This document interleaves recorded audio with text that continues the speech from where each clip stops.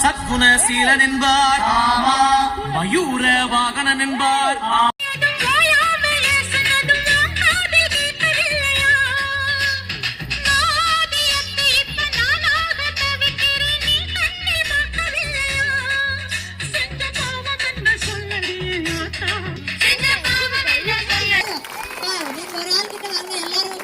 பாருங்க சார், ஒரு மாஸ்டர் பாருங்க 5 பேர்த்த கூட அந்த சர்க்கஸ் பேருங்க எப்படி பேலன்ஸ் பிடிக்கி அந்த பாருங்க அந்த சர்க்கஸ் எப்படி பண்றாங்களோ.